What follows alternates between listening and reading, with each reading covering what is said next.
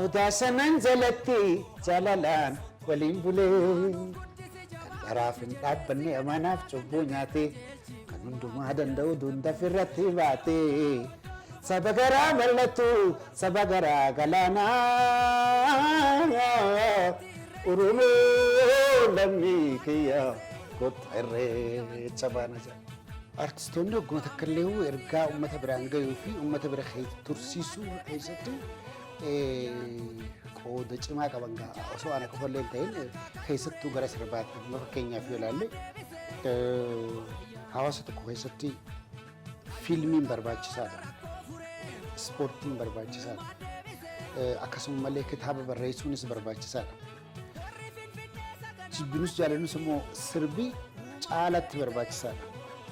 Namni tokko fiilmii tokko yoo akkam guddate gulama irra deebitee ilaalta. Kitaabas namni aadaa akkasii qabaatee warrummaan biittee aadaa qabdu sanillee waggaa hedduu kitaaba irra deddeebi'anii hin dubbisan. Kitaaba tokko dubbifna jechumatti. Sirba immoo irra deddeebitee caqasa. Waggaa irra deddeebitee caqaste hanqasuma takka waasa keessa dhiisaa jechuudha sirbii. So ergaan karaa sirbaatiin ergan ogguma takka illee cimtu. Vocal artist warri jennuun kuni ergaa yeroo dheeraa hawaasa bira kaa'achuu danda'anii waan irreechaa yoo sirbitu immoo irreechaa kana warri dur beeku caalaa hamma lafaa ol ka'us jaalachaa barachaa dhufaa jechuudha. Irreechaan kana gayaa ta'u, irreechaan ka gammachuu, irreechaan ka walitti dhufeenya. Gadaatu qaroomina qarooma jabeeffanna irreechi irree keenya waaqa galatoonfan handhuura abbaa kiyyaa qomoon koo dubboo kiyya arrallee na boojii sirraa dhalachuun kiyya.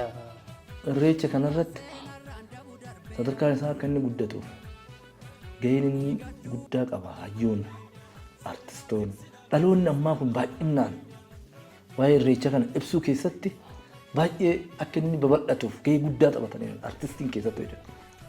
Aadaa waloo uummata Oromoo bahaa dhihaa kaabaa kibbaan waliif fidee tokkoomse. Kan waliin jiraachisee wal barsiise. Aadaalee tumaalee sirna gadaa gurguddoo keessaa isa hangafate. Ayyaana irreechaa feestivaala guddaa uummata Itoophiyaa taasisuudhaaf hojii bal'aan hojjetameeti jira. Duuba kana caalaa dagaagsuuf dhaloonni har'aa waliigalteef wal hubannaa uumuu keessatti hojiilee jajjaboo hojjetaman bifa kanaan dinqisiifatan.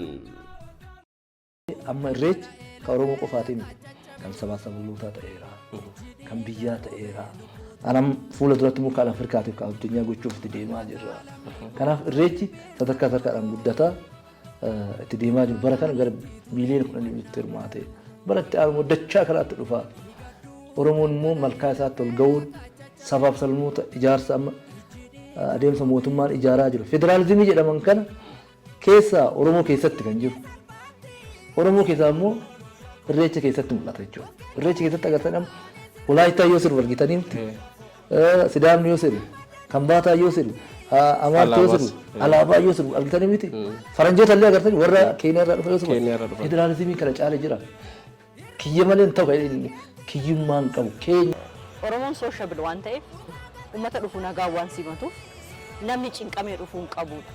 Nutu waardiyaa isaanii dhaabbata, nutu isaanii eega, nu daawwachuu, nu wajjin selebreet gochuu warri dhufan addunyaa guutuurraa dhufuun hin danda'a. Nutu isaanii cinqama malee isaan nu cinqamuu hin qabanidha. Gaafa irreecha alaabaa abbaa gadaa qofadha. After this ta'uu kan qabu. Angoonis sanuma bara 2015.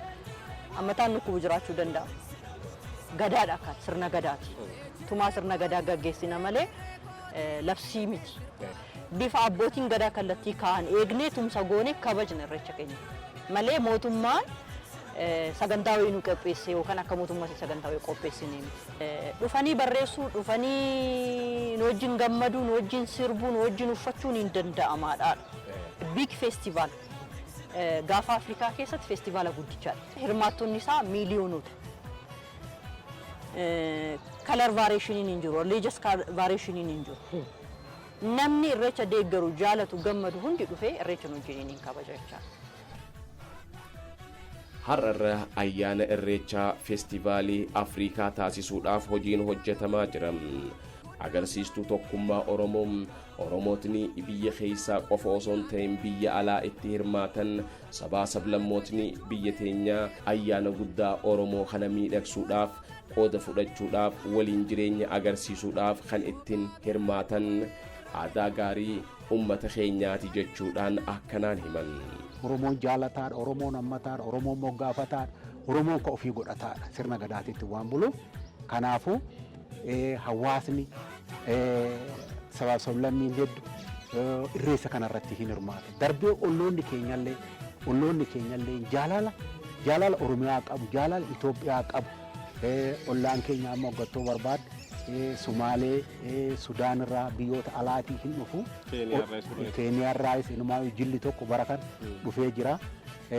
Itti fufiinsanii dhufaa. Olloonni keenya immoo ka Itoophiyaa keessa jiran ka akka Sidaamaa, ka akka sabaaf sablammii, ka akka Benishaangul, ka akka Sumaalee, ka akka Tigree, ka akka Affaar kun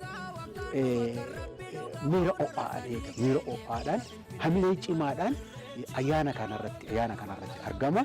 Baay'inni nama irreechatti irreeffatu dabalaa deemamoo dabalaan jiru kan jedhu dabalaa jira. Akkamittiin dabalaa jira? Dhalli namaayyuu dabalaa jira.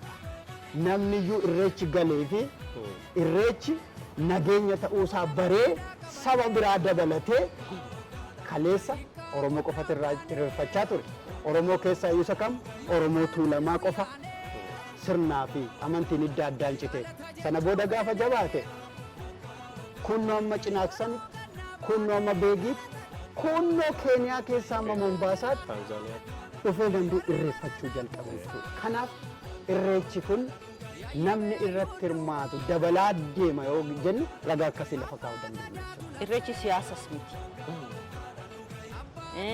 Irreechi kan biraa irratti dhiibbaa kan geessisus miti. Peaceful celebration.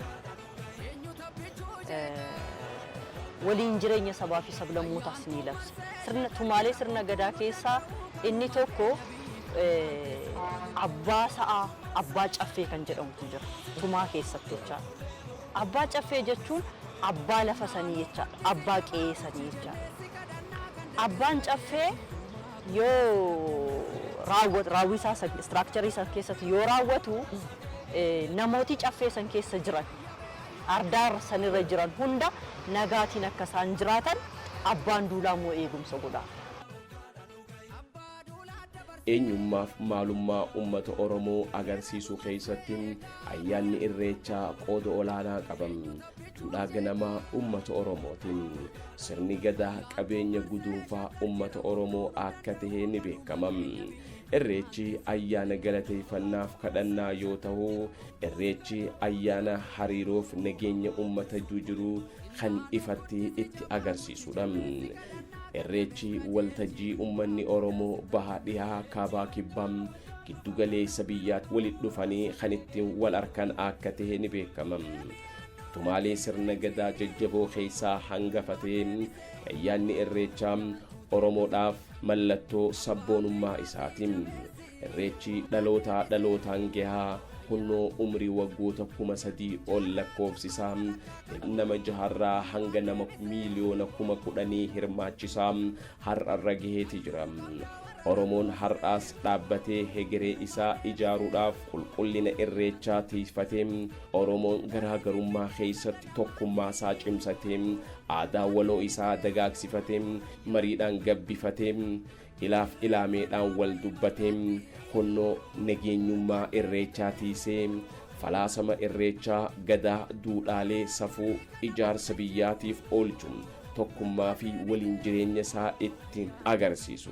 Irreecha ayyaana abdii fi ca'umsa jireenyaa, irreecha sirna galateeffannaa ummata guddaa hirmaachisu kan biyya teenyaatiin aadaa duudhaa safuu falaasama Oromoodhaa waggoota 3,000 oliif ittiin buleem kan arraas itti jiraachaa jiru feestivaalii guddaa Itoophiyaadhaan bahaa dhihaa kaabaa kibbaa lakkoofsi namoota miiliyoona 10 itti hirmaatu tokkummaa nageenyaaf jaalallee hariiroo obbolummaa fi waliin jireenyaa kan ittiin calaqqisamu irree Oromootaa incitii injifannoo Oromoodhaa akka ta'e hunduu itti walii galaa. ayyaantu